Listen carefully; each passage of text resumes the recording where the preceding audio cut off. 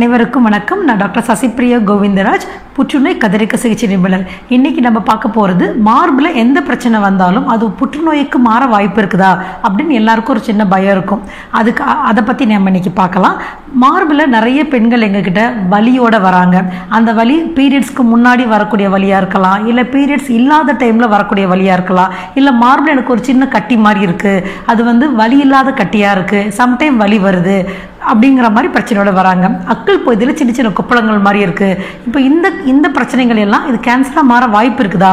அதாவது இப்போ நம்ம மருத்துவரை பார்க்கும்போது நீர்க்கட்டி, கொழுப்பு கட்டி, பால் கட்டி, நரம்பு கட்டி, இந்த மாதிரி நிறைய விதமான கட்டிகள் கேன்சர் கட்டியாக மாற வாய்ப்பு இருக்குதா அப்படிங்கிறத பற்றி நம்ம இன்றைக்கி பார்க்க போகிறோம்.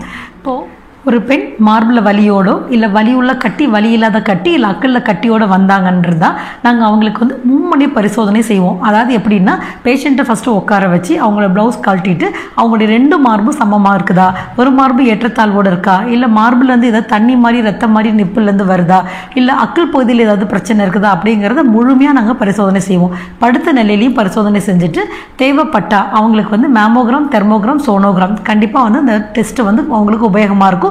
சின்ன பிரச்சனையாக இருந்தாலும் ஈஸியாக கண்டுபிடிக்க முடியும். தேவைப்படும் போது ஊசி டெஸ்ட், FNAC அப்படிங்கிற ஒரு ஃபைன் நீடில் ஆஸ்பிரேஷன் சைட்டாலஜி, இந்த டெஸ்ட் நமக்கு அதில் அந்த கட்டியிலேருந்து ஒரு சின்ன திரவம் எடுத்து அதை மைக்ரோஸ்கோப் கீழே வச்சு நம்ம பார்க்குறது. இந்த மாதிரி மும்முனை பரிசோதனை கிளினிக்கலாக ப்ராப்பராக பார்க்குறது, இமேஜிங், மேமோகிராம், தெர்மோகிராம், சோனோகிராம் டெஸ்ட் எடுக்கிறது, தென் FNAC. இந்த 3 பரீட்சை முடிவோட பரிசோதனையோட முடிவு நமக்கு பேஷண்ட்டுக்கு மாத்திரையாக கொடுக்கலாமா, இல்லை அறுவை சிகிச்சை செய்யலாமா, இல்லை என்ன அப்படிங்கிறது நமக்கு தெரியும். ஒரு மார்பில் வலியோடு வராங்க, இல்லை கட்டியோடு வராங்கன்னா நிறைய விஷயங்கள் இருக்குது. அவங்களோட வயசு என்ன, இதே ஒரு சின்ன வயசு பொண்ணு மார்பில் கட்டியோடு வராங்க, அந்த கட்டி நல்ல மொபைலாக இருக்குது, ஊசி டெஸ்ட்டில் நமக்கு ஆர்டினரி கொழுப்பு கட்டி அப்படின்னு வருதுன்னா, நம்ம அந்த டைமில் அவங்களுக்கு வலி, அந்த கட்டி மேலே வலி இருந்தாவோ இல்லை கட்டி பெருசானவோ நம்ம ஆப்ரேஷன் பண்ணால் போதும். அதர்வைஸ் நம்ம அப்சர்வேஷனில் வைக்கலாம். இந்த மாதிரி மார்பில் எந்த பிரச்சனை வந்தாலும் அது கண்டிப்பாக புற்றுநோயாக மாறும் அப்படிங்கிற பயம் வேண்டாம்.